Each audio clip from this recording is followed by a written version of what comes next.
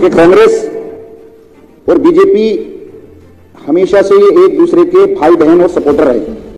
Aam Aadmi party MLA Amanatullah Khan പറയുന്ന വാക്കുകൾ എത്ര വലിയ സത്യമാണ്.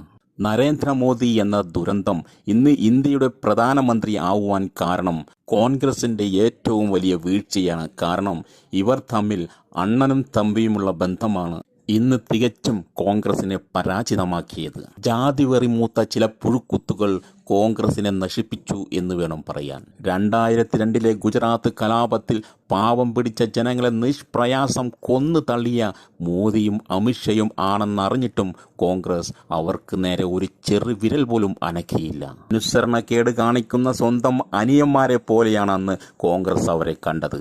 അതിന്റെ ഭവിഷ്യത്താണ് ഇന്ന് കോൺഗ്രസ് അനുഭവിക്കുന്നത്. കോൺഗ്രസ് മാത്രമല്ല, ഇന്നാട്ടിലെ പാവം പിടിച്ച ജനങ്ങൾ ഓരോരുത്തരും അനുഭവിക്കുന്നത്. സൂര്യൻ കറുത്ത കരിമ്പടത്തിൽ മറഞ്ഞു കഴിഞ്ഞാൽ ഒരു സ്ത്രീക്കും ഒറ്റയ്ക്ക് പുറത്തിറങ്ങി നടക്കുവാൻ കഴിയുന്നില്ല. അതാണ് ഇന്നത്തെ ഉത്തരേന്ത്യ. അഥവാ അങ്ങനെ ഒരു സ്ത്രീ പുറത്തിറങ്ങിക്കഴിഞ്ഞാൽ പിന്നെ ആ സ്ത്രീ ക്രൂരമായി ബലാത്സംഗം ചെയ്യപ്പെട്ട് വല്ല കുറ്റിക്കാടിലും ദുഷിച്ച് ദുർഗന്ധം വമിക്കുന്ന ഒരു ശവശരീരമായി മാറിക്കഴിഞ്ഞിരിക്കുന്നു. സ്വന്തം ശരീരത്തിന്റെ നിറം കറുത്തുപോയവനിക്കും അധ്വാനിക്കുന്ന തൊഴിലാളി വർഗങ്ങൾക്കും താഴ്ന്ന ജാതിയിൽപ്പെട്ടവനും നീതി എന്നത് വെറും സ്വപ്നം മാത്രമാണ്. അതുമാത്രമല്ല, ഇന്ത്യയിൽ ജീവിക്കുവാൻ അനുവാദം പോലുമില്ല.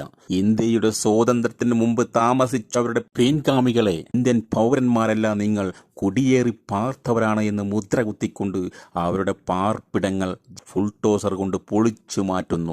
ക്രൂരമായി അവരെ ഉപദ്രവിക്കുന്നു. അവരെ ഇന്ത്യയിൽ നിന്നും പുറന്തള്ളുന്നു. ഇതെന്തൊരു ക്രൂരത്വമാണ്! ഇതല്ലേ മനുഷ്യന്റെ ക്രൂരത്വം? ഇതിലും വലിയ ക്രൂരത്വം ഇനി ലോകത്തുണ്ടോ?